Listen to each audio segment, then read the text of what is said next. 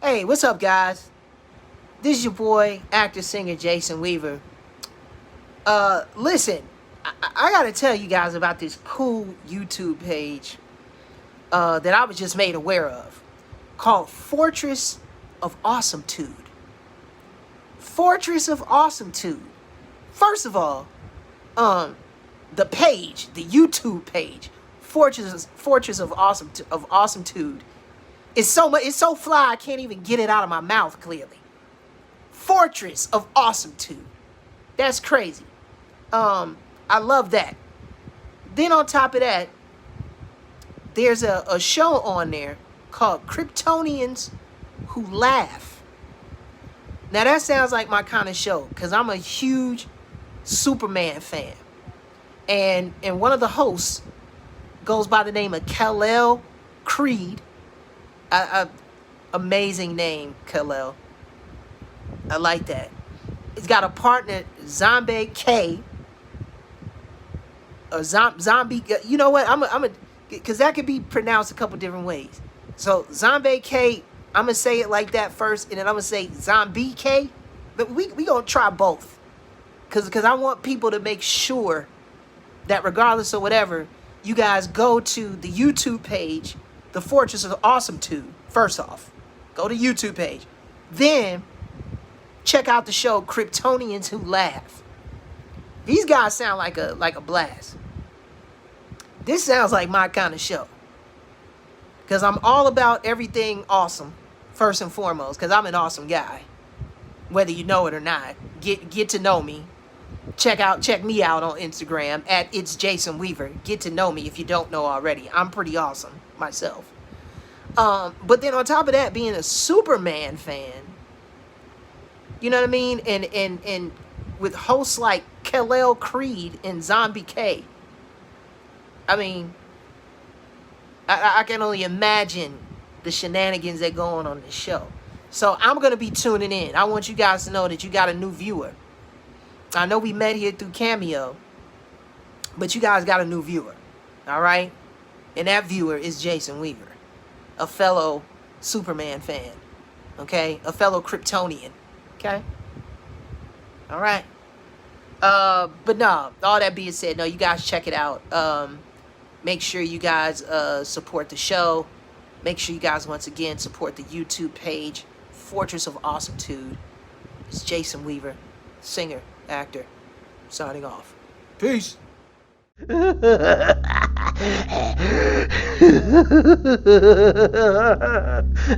Oh boy. What's up, everybody? It's episode 7. That was weird, wasn't it? For a napkin? Yeah, no, I'm good. Okay. We'll just flow. Anyway, Yeah. episode 7. Yep. Kryptonians Who Laugh. Yep. I think I'm gonna stop saying the title eventually, but not yet. We don't get to say. Yeah. We'll start making random shit. Yeah. Episode 7 of Ya Boys. Just random shit. Yeah. Y'all will know what it is. Yeah. Anyway, Kalel Creed. Zombay-kay. Let's go. So what's been going on? Nothing much. Just been working. Went out to Blacksburg. Came back yesterday. Played some DVD with the boys. That's all I do right now. If y'all can't figure that out, all I do is work, hang out with my girlfriend, and play Dead by Daylight. Like and that in school. Dude, I had to write an essay last night, and like it sucked because it was an outline, but like it was like due at 11:59, and hopefully Kristen's not watching this. She would be pissed. But I had to like hold out the editing for it until now because I didn't realize that I hadn't finished it up. You know, like for like the rough draft I finished on Friday, and then Sunday I had to do like the editing for it, kind of finish it up, and everything.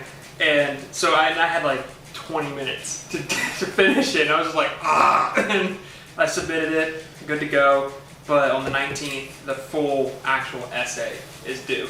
And I'm just like, bro, I don't think I'm ready for that. Especially because I have a biology exam tomorrow.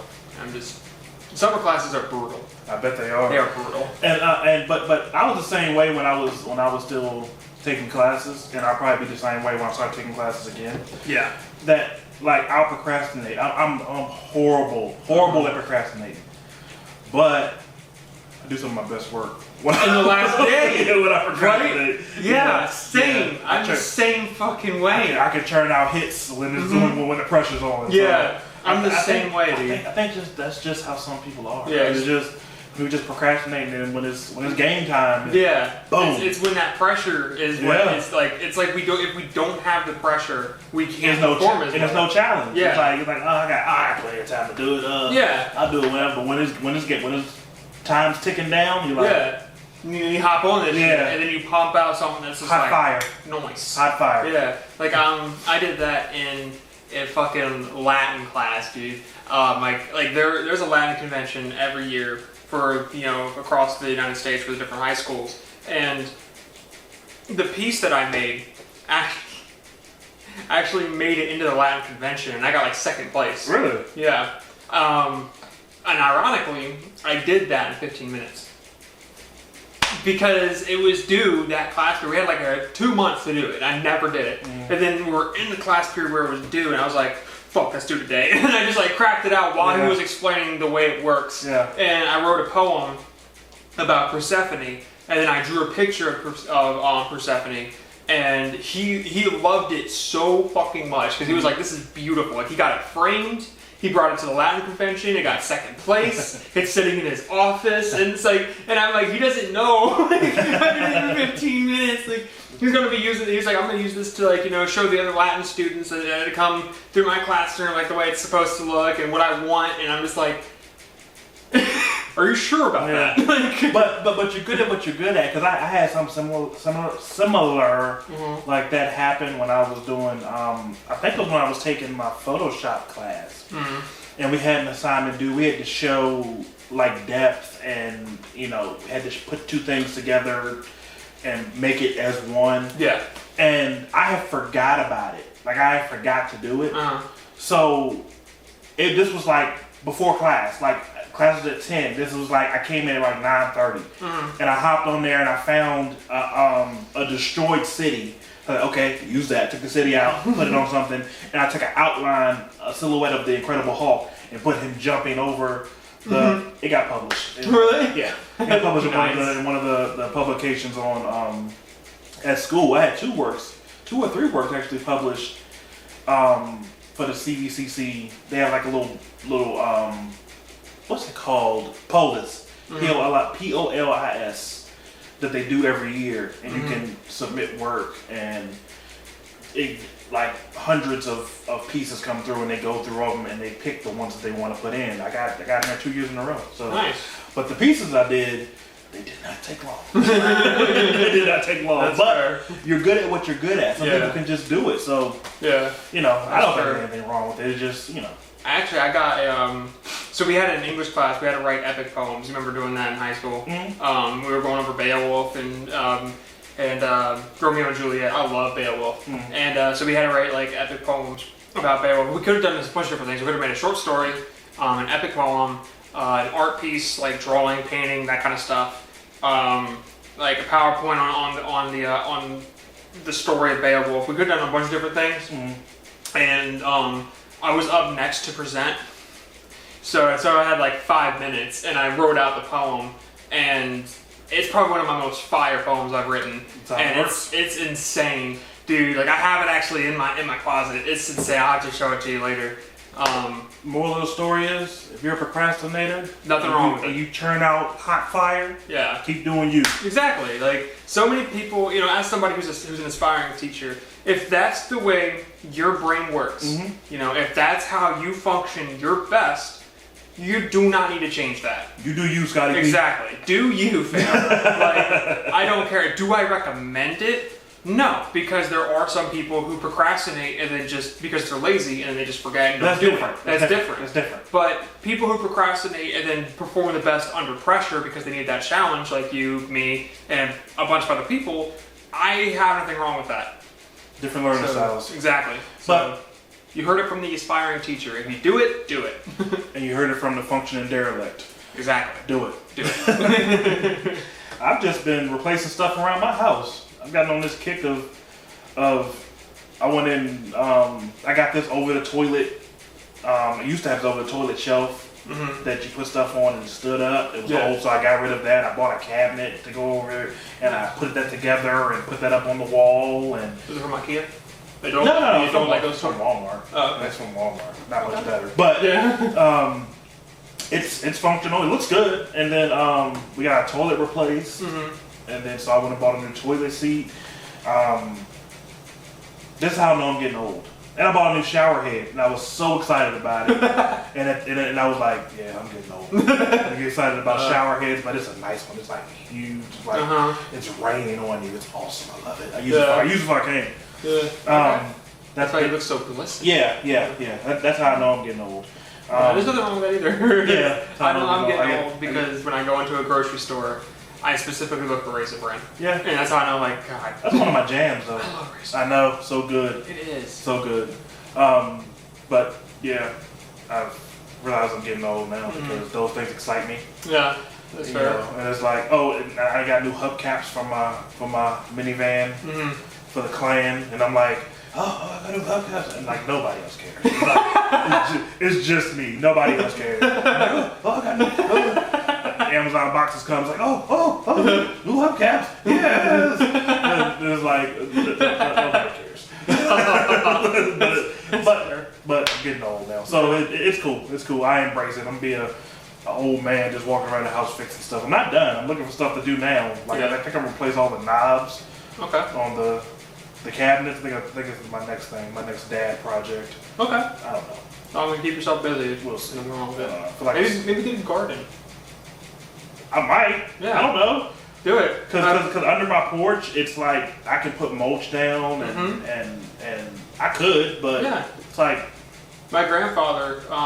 That's how he's staying active. He's doing all the lawn work. I'm not a senior citizen. I know, but like my dad also has a garden. No, that's not what you started with. You started with my granddad, like you. He keeps busy. Oh man, trying to use words. I can't understand it right now. My granddad, who's you're close to his age, that's how he stays active. He has a garden outside. He's growing pumpkins. My dad has a garden, and I mean, gardening is good. Like I would love to have a garden, but obviously, I don't like being outside. It's hot. It's so hot right now. But that's what's great about a garden. Because you're only outside for like 10 minutes, you water them, and then you're like, I'm productive, and then you go back inside. You gotta plant them, there's bugs, we'll see. But I'm just doing stuff in the house now, like, and I'll find something out, like, I'm gonna replace that, and I'll do it. But other than that, that's what I've been doing at home. What I've been seeing online is, have we forgotten about George Floyd and the whole Black Lives Matter thing? Because it seems like it. Because all I've been seeing is the Jada Pinkett Smith and August Alsina thing going on. And my view on that is, who cares? It happened years ago. It's their relationship. It's between them. Who cares? It's like a distractor. Like, oh, look, Jada Pinkett had an affair years ago. Let's stay focused. Over here. Stay focused. Concentrate. Like focus. Like, come on. Yeah. We're like a bunch of squirrels. Yeah. We're a bunch of squirrels, man. Like, it's just so stupid, and it infuriates me. And it's like, you wonder, people ask, why is there no change happening in the country? Why is it taking this long to change? Why is it taking all this to change? It's like, because our attention spans are so small when it comes to the world news. We don't care. And if we do care, we care for maybe 2 days for the pity points and being, glorified. Because it's cool to care. And then something happens and we're like, okay, we don't care anymore. And it's like, we wonder why nothing happens, nothing changes, and that's why. We don't focus. And the people in the news media, the corporations that own the news media, the parties that those corporations are loyal to, they know that. They're aware that, like, hey, if we just shift the news to Jada and Will Smith, everybody will forget. Give it a week. Everyone's going to forget. And look where we are now. Weekend, and you haven't seen any posts about BLM. I haven't seen any posts about any protests going on. I haven't seen anything. I think the only person that's still talking about it is my boy Trevor Noah. He's like the only person still talking about it. And go figure, he's a comedian. He's a comedian news person, but he's not owned by anybody. And because he's not owned, he can talk about whatever the fuck he wants, whenever the fuck he wants to. And so he's still talking about it. He's talking about the coronavirus, how the numbers are still rising, even though nobody wants to talk about that. He's still talking about how we're in a pandemic, people are dying. He's still talking about BLM and the racial injustices going on. And he's the only person telling people, like, why do you go to a comedian for news? I'm like, because at least he's honest. Like, so it's just, it's stupid. It's genuinely stupid. And it makes me sad to know that we live in a country of squirrels. It makes me sad. And I'm the king of the squirrels. I'm the most, like, I have ADD. Really bad ADD. And he knows, like, he plays DBD with me, and I'll just be like, okay, I'm going to the hood, ooh, a turtle. Like, I have such bad ADD. He'll sacrifice his friends for a turtle. Like, and even somebody who is not medicated for ADD, so it's like off the walls, and depending on the day, sometimes it's like I can't focus on jack shit, or I hyper-focus on something, because that's also what ADD is you hyper-focus on something to the point to where everything else is forgotten. And like, I can be all over the place like that. And even I am like, yo, what are we doing? Like, we need to stay focused here. So that's sad. I put up a post on Facebook yesterday. I said, are we still mad about George Floyd? Or have we moved on to Jada Pinkett and some dude named August she had an affair with years ago? I just want to make sure I'm mad about what I'm supposed to be mad about this week. Yeah, it's so stupid. And then in case you missed it, Breonna Taylor. So... and something else that I've seen that's kind of, it's not irritating, but it doesn't do anything, are the actors who are stepping away from voice acting roles of playing other races and other ethnic groups. That's stupid. That's not what we asked for. All we asked for is to stop being killed by the police, and if we are killed by the police, accountability. That's it. 2 things. That's it. That's all we ask for. We don't care about who voices what, who is behind. I can't name one voice actor from my childhood cartoons I watched as a child. I'm sure that the Ninja Turtles, they weren't Asian, or Shredder wasn't Asian. Matter of fact, I do know that one. Shredder was James Avery, Uncle Phil from The Fresh Prince. I do know that, but no one cares. No one cares. Focus on what we're saying. Focus on what we're saying, not what makes you feel better. I'm gonna stop voicing because take jobs away from black. That's not what we asked for. That's not what we asked for. Stop killing us. If we are killed, have accountability. 2 things. Focus on 2 things. Just 1 and 2. Focus on that. All the rest, all the rest of it is you can have. You can keep the rest of it. It's. Yeah, I agree with that. That one video we were watching where he was saying if Hollywood really wants to help, then they should start hiring like black writers. You know, start hiring black writers and making more of a pull away from hyper focusing on the like white actors and actresses. If that's what they want to do, to help. You know, because Hollywood isn't in control of media. They're not in control of the government. I mean, kind of are, but they're not in control of like all that kind of stuff. So if they want to help, let us see more black producers in movies. Like Keegan Peele, he's doing the new Candyman movie. He made Get Out and he made Us, and those 2 movies probably one of the best horror movies that have come out in the past 10 years. Keegan Peele. Jordan Peele. Who was the other one? Keegan Michael Key. Key and Peele. Jordan Peele. You said Keegan Peele. Oh, I combined them, didn't I? Yeah. Oops.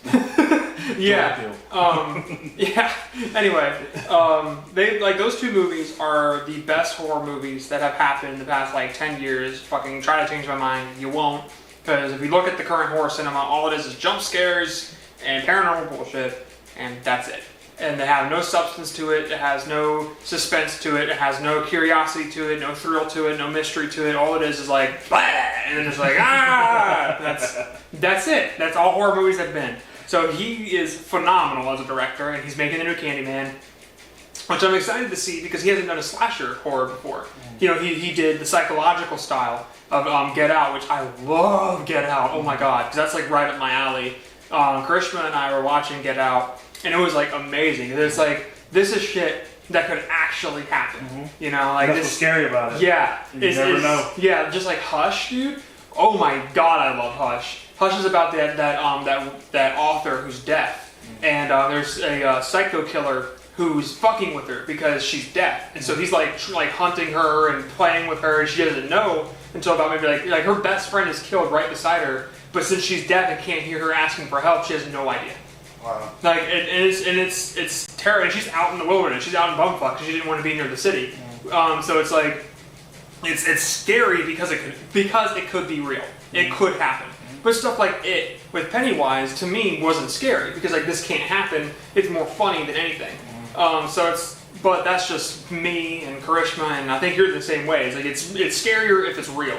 It's scarier if it could happen. Yeah, I can say that. So and if they're children. Exactly, creepy kids. But I went into that with I'm hoping, you know, with that post I sent you about the DVD talking about the orphanage, and I'm like, and you're like, there was a joke, and I'm like, you don't know that. So anyway, I'm hopeful.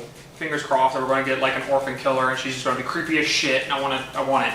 But anyway, I'm a squirrel. I told you. I'm really excited for Candyman. He's never done a slasher film before, so I want to see how he deals with it. I want to see how he kind of like adds in that like suspense to it. I hope it's not just going to be like word for word remake of the original. I hope he has his own spin on it. No, it's not. It's the if you watch the original Candyman movies, the baby at the end of the movie is the main character in the new movie. So, Really? Yeah. So it takes place. So it's not like a remake. It's It's a continuation. Yeah. Oh, that's sick. Yeah. Okay, yeah. I'm the baby is the guy was the baby. That's okay. Yeah. So that's dope. That's dope. So yeah. So that's. I'm excited to see how that goes. But yeah, back on topic with Hollywood. I'm a squirrel. I told you. They, you know, if they're wanting to, you know, in their field, in their ball game, you know, how they as Hollywood can help. Don't just take shows off the air. Nobody asked for that. Right. Don't stop people from voice acting certain characters. Nobody asked for that. If you want to help provide more representation and opportunities for, you know, the minorities to be able to come in and spread their ideas. And like, for example, with Red Tails, that movie was one of the best World War II movies I've seen.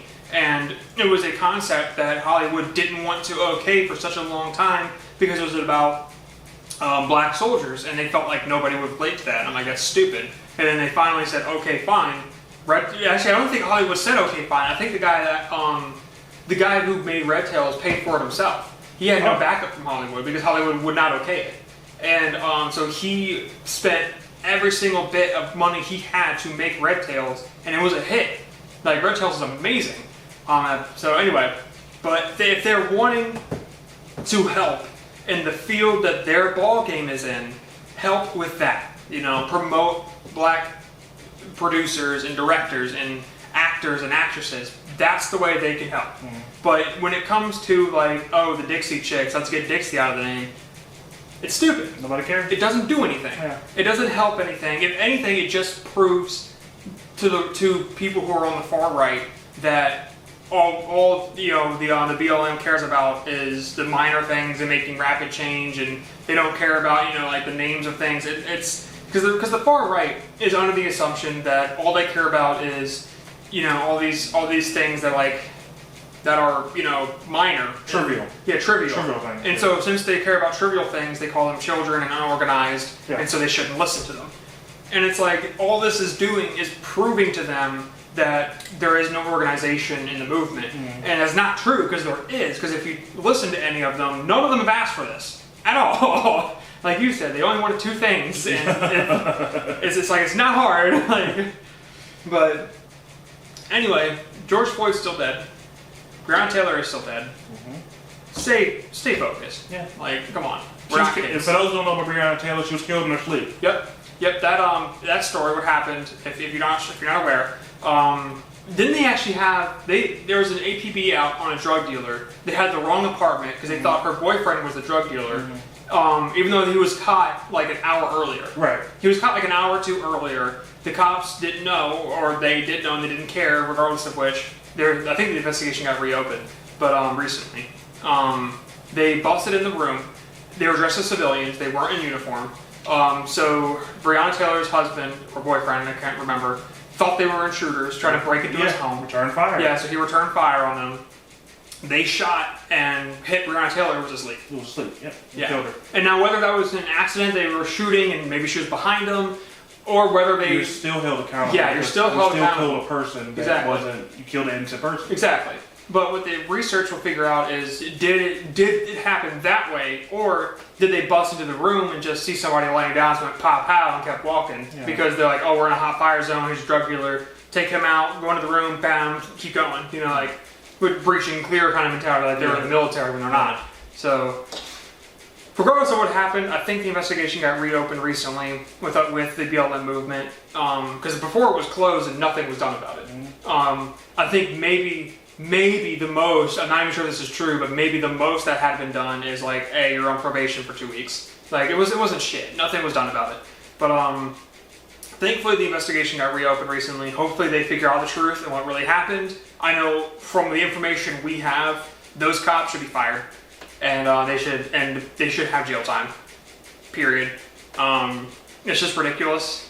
You know, it's stupid. And then there was another story, I can't remember the young boy's name, but he had like a water gun. It was a fake gun. It was like either a Nerf gun or a water gun. And a cop shot and killed him. Mm-hmm. And it's like, that's ridiculous. If you can't determine what a water gun looks like, and you shoot at a kid with a water gun, why are you a cop? Yeah. Why? But I made my peace about it. Stay focused. The shit's not done. Just because you want to believe it's done. Just like the pandemic, it's not over just because you believe it's over. It's not how that works. It doesn't work that way. And yeah, that's my piece on it. So, back to the real reason why everybody's here. Oh yeah. And we're staying on track. I'm proud of us. I know. Nightmare on Elm Street 3. Dream Warrior. Your favorite one. Fuck you. It rivals for my least favorite. I hate Dream Warriors. It's so cringy. It's so bad. It's in my dreams. I'm a wizard. We'll get there. So we got the main character is Kristen. Yes. And she has dream powers. Mm-hmm. The ability to pull other people into her dreams. Yeah. And then they have the ability to basically, it's a thing called, I think, lucid dreaming. Mm-hmm. Is the concept where you have control over what's going on in your dreams. Whether it's true and actually plausible that somebody can go to sleep, know they're dreaming, and then have complete and utter control of what's going on in their dream, or not, I don't know. I hear a lot of stories about lucid dreaming, but take everything you hear with a grain of salt because most people are so full of bullshit when they speak. All it smells is bullshit. So I don't know if lucid dreaming is real or not. Regardless of which, that's what it plays on, is that there's this one chick, Kristen, right, who has the ability to pull other people into her dreams, and by doing so, they then have the ability of lucid dreaming to become who they are in their dreams, like their dream version of them. It's stupid. It's stupid. It's so dumb. Like, I'm sorry, but if you think some fucking kid who just found out I can pull someone into my dream, and then that person who gets into the dream is like, I have whatever powers I want, can beat a dream demon who's been doing this shit for a hot minute at this point, you don't think Freddy can just cut it off? They've been doing it for 3 movies. So. Yeah, but the lifespan of, because Nancy's an adult at this point. She's like in her 20s. Oh yeah, yeah. You just spoiled it. Nancy's back. Nancy's back. Love me some Nancy. That's motherfucking Nancy Thompson. Yeah, love me some Nancy. But she's only back for a short amount of time though. She's okay, but she came back. She did come back, and she did get. Even though I'm not a big fan of what happens at the end. Well, she's not an adult. She's kind of. She is. She's like a grad student, like a college. No, she's. I think she's out of college, so she's in her 20s. Yeah, well, she's right. Well, she's not. That's not. And she's a doctor, so she has at least 8 years. Because she's dealing with like mental patients, which means she has to have a doctor. I think it said she was a student. Is she a student? That's what I think that what it said it was. Because I just did this research. Okay. This morning, and she's like a grad student or something to that effect. Yeah. But she is dealing with kids in the mental hospital. Mm-hmm. Yeah, she's dealing mentally impaired. So explain to me how Freddy's powers manifested this time, because nobody knows who he is. Well, the kids don't know who he is. How did he manifest himself? Because to these children. Yes.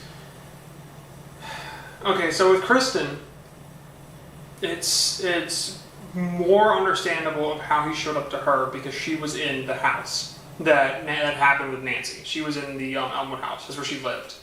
Right? She lived there? I believe so. Yeah, I haven't seen the movie in a little bit because I hate it. But if I remember correctly, the movie opens with Kristen she was in Nancy's old bedroom. Right, but that still doesn't explain how they know who Freddy is. Right, because in later movies, he needs them to be afraid, like a certain level of fear for him to affect them. And this one, it was like right away, like when she. They need to at least know his name. Yeah, when she grabbed the faucet and then the turn just like like that stuff started happening right away and didn't really. It was kind of weak how they was like, oh well, he exists. And here he is. So that was kind of. I mean, that was kind of weak to that be the premise. Yeah. It kind of goes against the way he had been established in the first two movies, and at this point, you kind of are able to hold somebody accountable for what they can and can't do because you're 3 movies in. I think the only explanation I have is like one of a few. One is they're all in the same general area. Around Elmwood, because there's one mental hospital that's holding them. But they're in that. So they have to be in a general vicinity of each other when they're growing up. They went to the same high school. We see that in the fourth movie. But it turned. Nancy tells them they're the last remaining children of the Elm Street. Yeah, massacre or something. Yeah, so kids or something like that. They grew up around there. That's It's a loose theory, but it's there. Yeah, it is there. They tried. Yeah, what I'm guessing is they know of Freddy off of rumors. The Elmwood slasher. Just about, even they don't know he's a dream demon. They're not sure, they don't know about that. But they know he existed. They're the last remaining children of the massacres. They're aware of it. They have to at least have some kind of subconscious awareness. Like, you can't live in a town and not know that there was a serial killer who lived there. Okay. So that could be how they knew his name. Now, how he was able to manifest himself so rapidly and make physical harm on them is a little bullshit. But I think that holds credence with Kristen's power, being able to pull people into her dreams. I think that ability of combining the real world and the dream world together, and she was like the bridge between the two, and being able to literally pull people from the real world through her into the dream world, had the same effect, but backwards.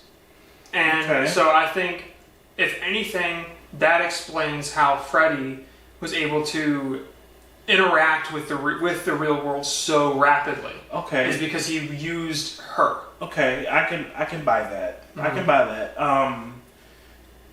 That is a good premise for how he's coming in and out of the... Okay, I'll give you that one. And that's just a theory.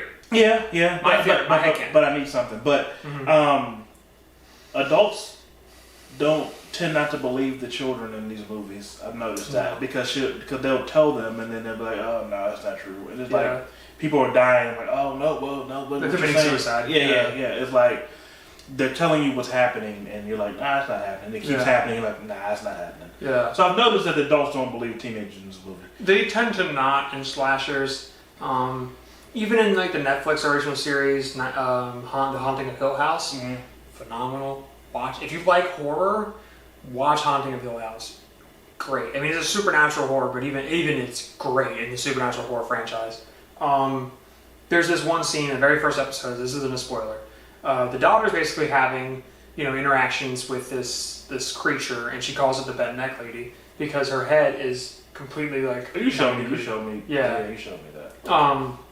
It's creepy. It is creepy. The bent neck lady is fucking wrong. And so she kept seeing. She was this little baby girl. She was cute, adorable little girl. And she's like, kept waking up terrified. And the dad comes in, and he's like, "What's wrong?" And she's like, "It's the bent neck lady. She's back." And he's like, tries to explain it to her as like, it's not real. You had a nightmare, and sometimes those dreams can spill over, and as you're waking up, you still see it. Sleep paralysis kind of was a thing, which she did suffer from. But anyway, so like he was explaining it that way. He wasn't taking what she said seriously. Which, as a parent, if you don't believe in like the supernatural aspect, you can see why my kid's having a nightmare. Let me calm them down, tell them it was just a dream. They'll relax, go back to sleep. All will be fine. As a parent, you can definitely, But when it comes to then, like for example, the one step further with like Nightmare on Elm Street, where these dreams are a constant. They're happening every single night. They're seeing physical harm happening to their child and other children. Multiple kids then start saying the same things. It's the same person. It's no excuse. Yeah. I think even if you suspend an aura of disbelief with how the parents are doing this, and you say, "Oh, well, it's the time period." We already know back then they didn't listen to kids very much. Yeah. We already know that. They just want attention, it's whatever. They didn't take mental illness seriously. It was a very new field at that point, and it was seen as like, oh, you need a therapist. There's something wrong with you. Get out of my house. So like, there was all of those things definitely play an aspect into it of why I think the parents were kind of like not believing them and got away with it, but still, they're kind of shitty parents. Like, I'm sorry, but. I mean, if I have like my kid and then his best friends, and they're all talking about, "Hey, we can't sleep," and there's some dude in my dreams, and I'd be like, at the very least, that is a red flag that they're being abused by some guy, and because of that, they're having night terrors of the abuser. At the very least. But I think that where I kind of disconnect from it, it's like. If the kids know about it, the adults definitely know about Freddy Krueger. They know what happened in their town. Years ago, or because some of them had a hand in it. Yeah. So they all know what happened. So if your kid is saying, "This is happening to me now," and it's similar to what just happened a couple of years ago. Yeah. There's definitely they should have picked something up. Yeah. Yeah, you got to hold some credence to it. Yeah. You definitely can understand why they didn't want to believe it. A lot of that is like, it's like a want to not believe it. Okay. I'll buy that. Yeah. Another aspect is we don't know what Freddy can and can't do to adults. Okay. It could be something similar to he can pull through comically small holes. Yeah. It could be something similar to our boy Pennywise from our Lord and Savior Stephen King, where. Our Lord and Savior. Communism. But the way it had it in Derry, Maine, where the reason why the adults never left after all the slaughterings, and the reason why the adults never dipped out, they stayed and they kept their community going, was because Penny actually had a power over the adults where they ignored it. You ignored it, yeah. They ignored it, they pretended it didn't happen, and like you see it with... so he could do what he wanted to do with it. Exactly. So it could be something similar to that, where Freddy has a similar pull, where the adults, he kind of has like a veil over their eyes. So it could be something like that. I think we're reaching. We are reaching, definitely. But anyway, this is definitely the most creative Frederick. Yeah, I would say that. I mean to me in this movie, this is definitely where the one-liners stepped it up a bit. A lot. You don't like those, though. I hate it. I do. But, because you had the Fred Warner, You had the stop motion Freddy who turned into the puppet. That was awesome. The seat thing with the clothes.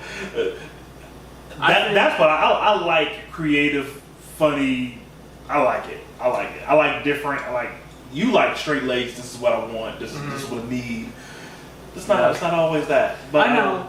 Definitely the best kill though was when he was puppeting the kid and made him. With his veins. Yeah, and exactly. That was dope. That was dope. Yeah. So I told you he was creative, the most creative Freddy that we've seen so far. And he was doing, if you notice, he was doing all the deaths in ways that they could look like suicides. Right. So that way it would be less likely that somebody like Nancy, who he knew was already on his tail, would have difficulty having people back her up. Speaking of Nancy, the scene I loved in this movie is when Nancy sees Freddy and they see each other for the first time since the first movie. Yeah. And he's like, you. Yeah, he's and she's like, oh my god, like that is. They see each other and it's like he's like, oh my gosh, she's here again. I'm minding my own business, killing some kids. And she pops up and gets back all of my business. Yeah. And he is not happy. It's like this is what he's Fred Worm. Yeah, exactly. And he's like, you. Like it's like it's disgust. He does not. He is not a Nancy fan. No. And she's like, oh my god, it's him again. And he's so mad. I love that. That was a good scene because he had no idea she was still around. Mm-hmm. And it's like running into an ex. You're like, you. Yeah, exactly. I mean, she was his boyfriend. He was her boyfriend by the end of the first one. I'm your boyfriend now, Nancy. Yeah, it was that disgust. It was like an ex. You see him, you're like, ugh. Yeah. It's you again. You're here. Yeah. I love that scene so much. Yeah. Definitely, Fred Worm reminded me of. He reminded me of what the fuck is the shit? It's the guy that he did fuck. He's like right up there with like Stephen King when it comes to the horror genre. And I can't remember his name. It's slipping me. He did Beetlejuice, I think. Tim Burton. Yeah. So like the Fred Worm reminded me of Tim Burton with the worms. Reminded me of Tim Burton. Yeah. I think the most what I remember because each movie has a memorable moment. I think for this movie, the memorable moment is when Freddy comes out of the TV. Yeah, welcome to primetime, bitch. Yeah. The improvise, the only time he improvised. Yeah. On the scene, but I remember that differently. I do remember that part, but what I remember is this is one of the few times I actually looked at the TV and saw this happening. Mm-hmm. And I remember it scared me, and I went back into my grandma's lap again. Watched this movie with my family in my grandma's lap. Didn't watch it. Just heard it, but. It was the part where she was watching the TV and it was showing like Zsa Zsa Gabor on a talk show, and Freddy hits her with a pan or something like that. It was something like where he hit her with a pan and he showed up and I'm like, oh, Freddy, and I went back into the lap. But that's the part I remember. But it goes to him coming out of the TV and grabbing her and pulling her in. So that's my memorable. When I think of 3, that's the scene I think of. Yeah, I think of the I'm a wizard. I think of that. But, let's go ahead and go in there because they do go into a dream and they all manifest powers. Now, I'm with you. Yeah. The powers are stupid. Mm-hmm. But they're kids. It's in line with what he would do. It's in line with his character. Mm-hmm. I think, was he the kid in the wheelchair? Yeah. Yeah, okay. So, it would make sense that he would want to walk. Okay, I get that he would want wizard powers because it's what he does. Yeah, it's what he does. So it's on brand. It's not like I'm a star football player or it's on brand to what he would do. But a lot of them were, except for Kincaid. Kincaid was awesome. I love Kincaid. Kincaid was great. But yeah, it was. They were hard to get on board with. Yeah, I think the only thing I liked about Dream Warriors was Freddy killing each of the kids. Yeah. Because that for me was so satisfying. I thought they were annoying. I hated most of them. I was happy when they were getting wrecked. When it was really funny, the stupid the kid talking about being a wizard, and Freddy was like, I don't believe in fairy tales, and beat the shit out of him. Yeah, that was really. Oh yes, please. Because it was definitely you know, one of the because I always rooted for Freddy. You know, like and the first one I rooted for Nancy, but and I rooted for Nancy in this one too. We'll get to rest in peace, Nancy. But this one I was really rooting for him. And every fucking scene, one of those stupid kids, I hate them. I hate them. And I'm just like, yes. If you can't tell. Yeah. So I'm just. It had a lot more memorable deaths, and I think the only reason why they were more memorable was because the general consensus was, God, these kids are annoying. I think that they're memorable to you because you wanted them to die. True. I didn't want them to die. No. So you remember them dying, and it filled you with joy. Yeah, it did. Your joy meter filled up a little bit every time a kid got killed. Yeah. I was like, okay, I'm like when they were just existing, I was like, I really understand Freddy right now. Like, I get it. Like they have to go. Yeah, exactly. I think Freddy's this first time that they actually said something about his backstory. I think it was kind of weak too. Yeah, with saying that nun. Yeah, and he was raped by 1,000 maniacs for. Yeah. You know, it's unnecessary. Yeah. Well. It's just that doesn't determine who you are. Yeah. Just because that happened, that doesn't determine who you are as a person. It doesn't. So I mean, I just think that was a kind of a weak premise to go on. I mean, but you have to start building somewhere. Yeah. So. I think that after that, because I think the whole his mom getting, you know, violated by over 1,000 maniacs was unnecessary. I just thought it was like, okay, like I didn't want to know that. Like, I think it started getting good when Freddy was when it went into his childhood in the later movies, and he was, you know, in foster care, and his adopted dad was abusive and would beat the shit out of him all the time, and then Freddy would cut himself to feel something, and then finally, like, he snapped when his dad was beating the crap out of him with a beer bottle, and he killed him. Huh? It was a belt. Yeah. Yeah, that would hurt. And then he killed him. And that was like, you know, just like in any serial killer. Once they get that first kill and that switch gets flipped, ain't coming back. We're going to get into serial killers eventually because I studied them. So I like psychology. Psychology is one of my favorite things. That's why I love the Saw franchise. And, you know, I took psychology courses in CVCC. I got hundreds, like 4.0 throughout the whole thing. I'm really big into psychology. And I love the psychology of the brain when it comes to serial killers because of the way that their brain is functioning. Mm-hmm. It's interesting to me to think like, because that goes against every single way the human mind works to be able to take the life of somebody. So eventually we're going to get into serial killers, and I'm going to specifically want you to have no research done on them. Just here because I want your legitimate reactions of like what they did. I want that to be legitimate. Because you're going to be the audience. Let's work for me. It's going to be great. I love it. I'm so excited. We're going to get into that. Anyway, back to Nightmare. Yeah, back to Nightmare. Nancy dies. Yeah, my girl. They killed her. She's so hot, too. But like, still. She's still cute now. She is gorgeous. Yeah, she's still a cutie now. Yeah, she's what, her like, she's elderly. 50s. 50, 60, something like that. She looks good. I think she's 60. I don't think she's 60. Yeah. I don't know. I have to look it up. But yeah, she's beautiful. Oh, yeah. So she aged like fine wine. Yeah. And she still does like behind the scenes horror stuff, like with makeup and effects and all that stuff. So God, I love me some Nancy. Yeah. But I wish she was a survivor in DPD. Yeah. It's so stupid. But with the new licensing talks going on right now with Nightmare. You see how he puts everything back to DVD? See how he just draws everything back? Well, this isn't about DVD. This is about the Nightmare on Elm Street saga. Before we move into the information with the current business of Nightmare, and I inform you about what's going on with that, is there anything else you want to say about 3? No. What do you think about how it ended? Freddy's death? Yeah. I mean... They buried his bones. Yeah. That's how they... Yeah. So a mound of dirt killed Freddy this time. Well, they used holy water and fire, didn't they? Whatever. They sprinkled it with holy water. And Nancy went down with them, which so basically they said, okay, this water is blessed. Like, a person said it. This water is blessed. Throw it on these bones and put dirt on it, and that killed Freddy. That killed Freddy. I think personally, I'm starting to see why you hate this movie. Yeah, personally, I think it was dumb. I think Freddy is. I didn't think he was bound to his earthly remains at all. Yeah, Like, that makes sense. Yeah, like if he was still bound to them in some way or form, like if that was like a link that was keeping him here, definitely, you know. What does burying do? Is just putting something on top of. It's the whole concept of putting something at rest.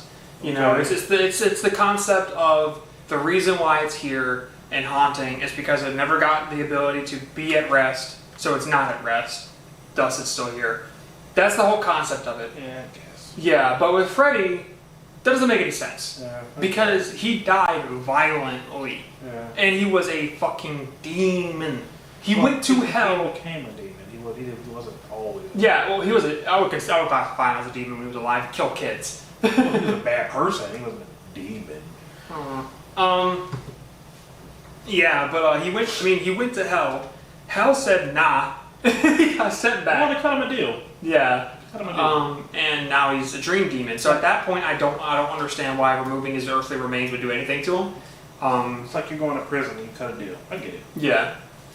So I don't think it was a logical way to end Freddy. I think they should have stuck with how they currently have the system, where once you break that fear, you break his power, Mm-hmm. and they should have stuck with that. And they break free of the fear they felt towards him. You know, they're able to walk away from it, and Freddy has to just bide his time and wait until he can get somebody else in his web. Mm-hmm. That's what they should have done it, but they didn't, and we lost our final girl because of it. So, yeah. So, that was Nightmare 3. Sucks. It's trash. Hate it.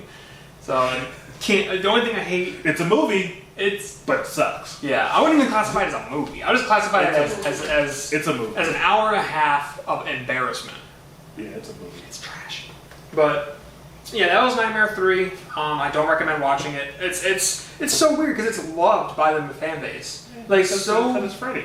but so many people put it as their favorite. I don't believe that. They do. Have you ever listened to any kind of podcast about it? So many people put Nightmare 3 as their favorite Nightmare on Elm Street.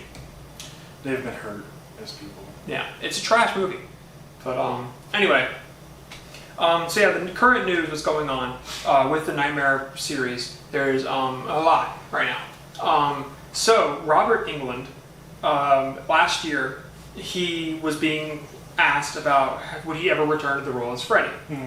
He said that he feels like he's too old to do another 6 movies or 2 movies. Like I could maybe do 1 movie left in me, maybe. But it's like I'm getting too old for this. The fan base needs to find somebody that they're comfortable taking the place as Freddy to keep him alive. He's like, but I'm getting too old. And then he mentioned an actor, Kevin Bacon. And he said, I want to see, Robert Englund himself said, I want to see him as Freddy. Because he likes his acting style. Yeah. Kevin Bacon is good. He's a good actor. And so Robert Englund's like, I want to see him as Freddy. Now, moving on to, my brain is Elijah Wood. There we go. Who played Frodo from Lord of the Rings? Oh, yes. Yeah. Okay.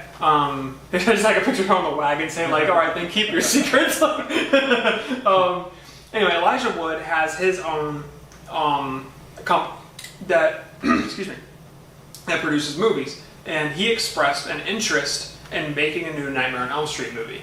And this is before Robert Englund said he has 1 movie left in him.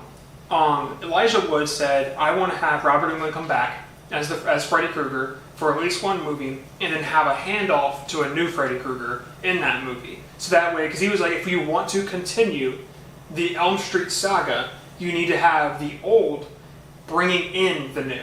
Because otherwise... Have him handpick his... Yeah, have him handpick his replacement, have Freddy himself in the movie, like, you know, metaphorically or literally giving his hat to the new Freddy, and then walking away. You need to have that to bring closure to the old Freddy, because otherwise it's going to feel like a cheap knockoff.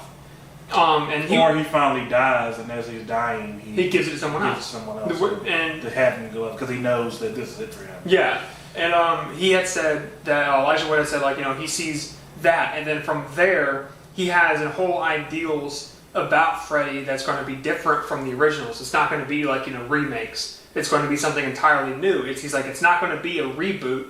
It's not going to be a remake of the first Nightmare. Continue on. It's a continuation. Like Candyman. Yeah. And so he expressed that. A couple years later, Robert Englund expressed, yeah, I'll do another movie, but I want to hand it off to someone. Specifically, he wants Kevin Bacon. Kevin Bacon commented a few days ago on the 25th of June that he would be interested in playing Freddy Krueger. So I feel like it's all coming together. It's slowly coming together. All the web of what we want. Mm-hmm. And he said, because Kevin Bacon was asked directly about Robert Englund saying like, hey, Robert Englund expressed interest in you being Freddy. Would you want to do that? And Kevin Bacon said, yeah. He's like, I would love to be Freddy. Then he jokingly said, I need a lot of makeup though. That's a big rub though for Robert Englund to say, this is what I want to replace. Yeah, it's huge. Yeah. It's huge. But Kevin Bacon's a humble guy, so he moved it off of into I need makeup, he's a humble guy. But yeah, so Kevin Bacon expressed interest in playing the new Freddy. Elijah Wood expressed interest in directing the new Freddy, and his directory ideals meet up with Robert Englund's and Kevin Bacon's, who both also want the same things. So we just need the owners of Nightmare on Elm Street to finally say okay, which is my brain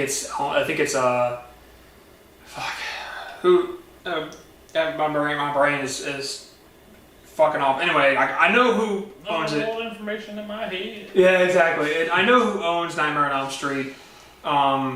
It's back to the family.